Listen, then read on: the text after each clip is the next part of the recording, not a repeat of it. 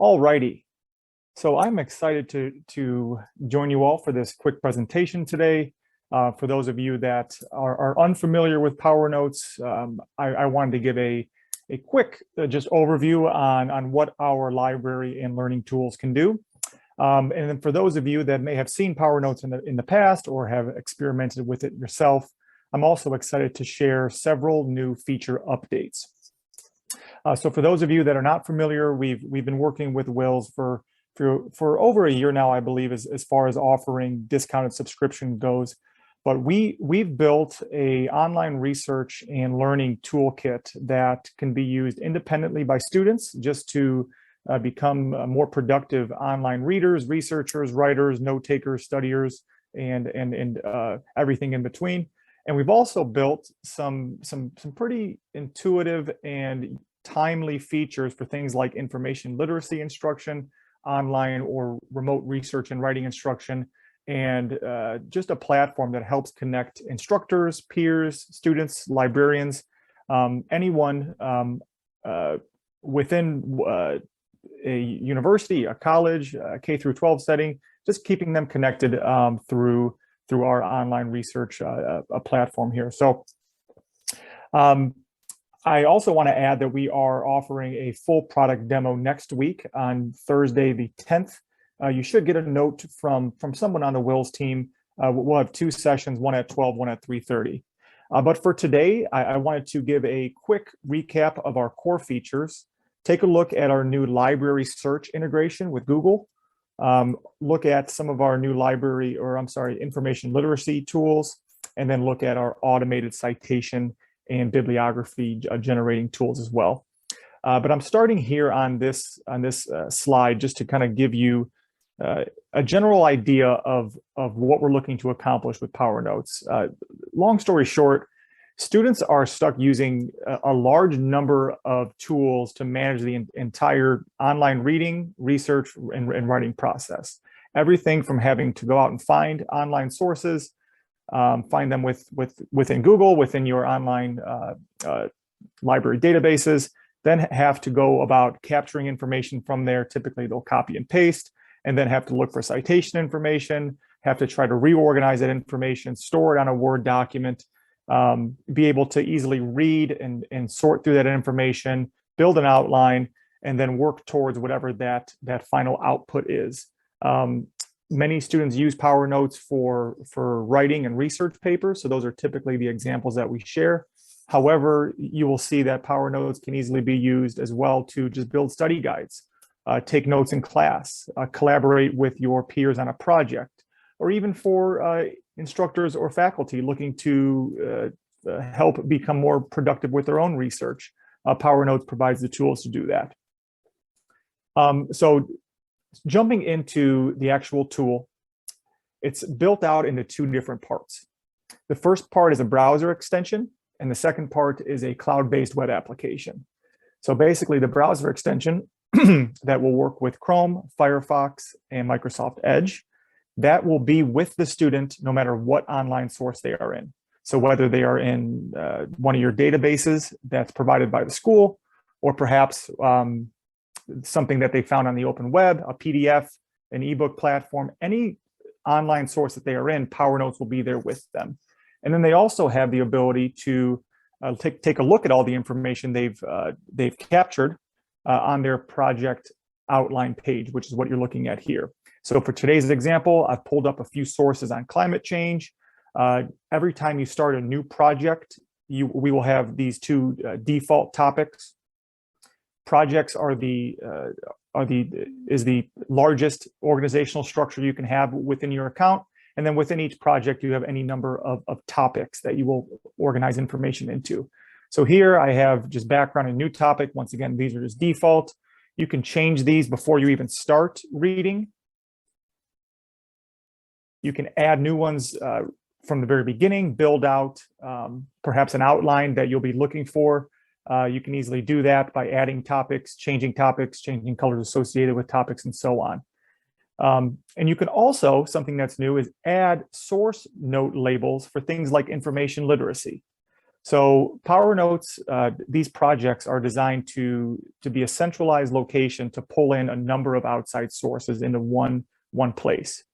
But what we've also added is the ability to add source note labels. So you can add different things like information literacy evaluation templates, like the CRAP method, SIFT, and so on. And then each time you go into a source, you will have a field to be able to type in those, type in and evaluate those sources. And I can show you what that looks like in a moment. So jumping into the actual sources, this is what Powernotes looks like with the sidebar activated with that browser extension. So you can minimize this, keep it open, or you can just disable Powernotes entirely. So when you have the extension activated, this will always be here. There's never a need to refresh anything. It's always right there with you. When you want to save a piece of information, you just highlight. So when you highlight something, this box will pop up. It'll show you the title of the project that you are in, and it'll give you the option to organize that highlight into one of your topics. So for example, I can place that in the background. From there, it'll prompt me to annotate this quote. And then automatically, we will pair your annotations with that quote. That quote cannot be edited or changed inside of Powernotes because it's not ours. We will automatically capture a link back to the source. Even if it's inside one of these databases, we will capture the permalink through a proxy integration with your university's libraries. And we also have a confirm citation button. So this is fairly new. We've built an instance of Zotero on our server. So just by highlighting text on a page, we will automatically give you the citation. You can change the citation format. And when you come in, you double check that these are accurate. You can edit this field if need be. Typically, they are very close to accurate. You just click save. And then we have shaded that citation icon dark gray as a visual indicator that you've not only have the citation, but you've gone in and confirmed and saved it. So it'll start building a bibliography for you on the back end. Powernotes will work on, once again, academic databases, news articles on the open web, PDFs. Here I have a PDF from JSTOR just to show you it works exactly the same. Please don't give me a grade on this assignment. I'm just showing all of these features for functionality. Same thing, you can check the citation by clicking on the citation icon here or here in the sidebar. It'll always be there with you. So even if you forget while you're within the source, you can just click on it here and it'll pull up the citation that was been pulled. PDFs are a good example of maybe having to refresh that information. So I click refresh, it shows now the accurate citation that's provided. And perhaps if you realize, wow, I should be using APA instead, you can easily change that as well. You can easily add your own thoughts as well. There's a plus icon next to each topic. I click add freeform note. If I want to start my own writing, if I think of a question I want to ask, and then now you can start to organize your work, build an outline for whatever it is that you're working towards. Jumping here quickly into the open web just to show you it works exactly the same, not too exciting, but you can easily capture information here as well. And on any source, if something does not fit within the two topics that you've created, there's a plus icon. And you can start to build out that outline as you're reading. Grab the citations. This will work once again on all online sources that can be opened up in the browser. Now you have all that information with you. You can also capture images with a right click, organize, annotate. It's that same process over and over again. Capture, organize, annotate, keep reading. You can also grab screenshots. So you can right click, capture images, screenshot, capture images,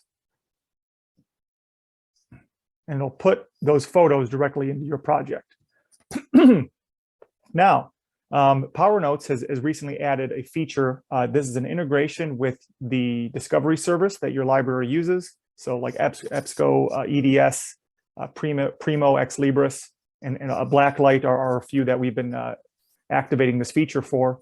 And what happens is when your students go to Google to look for study materials, or if they're researching something, Google is typically that first stop for them. So what we've done is added this search integration where we will also show results from your college libraries. So our accounts are set up for this demonstration with our partners at the University of Tennessee at Knoxville, but yours will say results from X libraries, and we will customize that for you. Your students will create accounts with your university or college email domains, and that's how we will pair it all together. So we will, right in front of them on the Google page, show them not only the Google search results, but also the results from your university's libraries, which we know we want them to go to, because typically those are more authoritative sources. This gives them all that information right on one page. And they can even click on these individually to go right to that source, or click See All Results, and it will bring them to that search page and show them results as if that search was done right within your library. Once again, this is brand new, just launched actually last month. So we're very excited to have this activated at schools and see how we are helping drive traffic back to the university's libraries. One last thing I mentioned was that information literacy piece. So every time you go in and check a citation for a source, at the very top, there's also a source notes tab. So when you click on source notes, you will see here that there's an option to either add a label, or if you had gone in on that homepage beforehand and added labels there, they will all show across all the sources. But if you're looking at things like currency,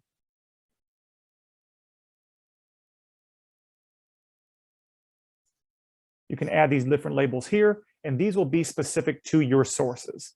So it's very easy to come in. We have several of our undergraduate writing programs specifically using this as part of an assignment for evaluating sources. And there are a number of different ways to use it, because this information is then exported on the back end. So you'll be able to see all the sources that you've used, and then how you evaluated those sources in a clean spreadsheet. So then you can add those notes in there, click save, and so on. When I go back to that project outline page where I started, you will see all the information that you've added. And here is where you can begin to reorganize the information. It's all paired together in these neat note cards that we call digital note cards. You can always edit the annotations because they are yours. You cannot edit the quote that it's paired with. You can click on the links to go back to those sources. You have the citations there. You can sort through this information by date, source, and editor. Great for group projects, seeing who did what. If you're an instructor and you want to see when the student started their assignment, you can see that. It'll put it all in chronological order down to the minute. And then when the student wants to either share their work, they can just share this view here, this entire project with someone, or they can export it out. Sending it out to Word documents, there are two different options. You can send it out just in an outline format, which will show you everything. Your topics, your quotes, your citations, the links, everything. A nice, clean, consistent format that instructors love. And then you can also send just things out to a bibliography. You can see here are all the citations that we've used for this project specifically. All righty. So I'm looking in the chat and I'm not seeing many questions. Once again, we are having a full product demo, which is typically about 45 minutes to an hour next week, specifically for WiLS. They'll be on Thursday, the 10th at 12 and 3:30 p.m.